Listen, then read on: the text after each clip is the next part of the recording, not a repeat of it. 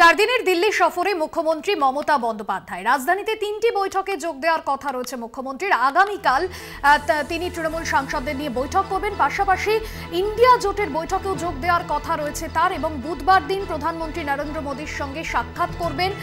রাজ্যের বিভিন্ন বকেয়া সহ ডেরেক ওব্রায়েন সাসপেনশন এবং সংসদে হানাদারির ঘটনা, বিভিন্ন বিষয় নিয়ে আলোচনা হতে পারে এই বৈঠকের মধ্যে। সোমবার তৃণমূল সাংসদদের নিয়ে বৈঠক রয়েছে এবং সেই বৈঠকে থাকবেন অভিষেক বন্দ্যোপাধ্যায়ও। ইন্ডিয়া জোটের বৈঠকেও তিনি যোগ দেবেন। রাজ্যের বকেয়া নিয়ে প্রধানমন্ত্রীর সঙ্গে আগামী বুধবার তিনি সাক্ষাৎ করবেন বেলা 11টা, এবং সেখানে রাজ্যের বকেয়া সহ বিভিন্ন বিষয় নিয়ে আলোচনা করা হবে। মূলত সংসদে হানাদারির ঘটনা এবং পাশাপাশি ডেরেক ওব্রায়েনের সাসপেনশন সহ একাধিক বিষয় নিয়ে প্রধানমন্ত্রীর সঙ্গে কথা বলবেন মুখ্যমন্ত্রী মমতা বন্দ্যোপাধ্যায়। আজই দিল্লির উদ্দেশ্যে রওনা দিচ্ছেন মুখ্যমন্ত্রী মমতা বন্দ্যোপাধ্যায়। আগামীকাল তৃণমূল সাংসদদের সঙ্গে বৈঠক রয়েছে দিল্লির বঙ্গভবনে।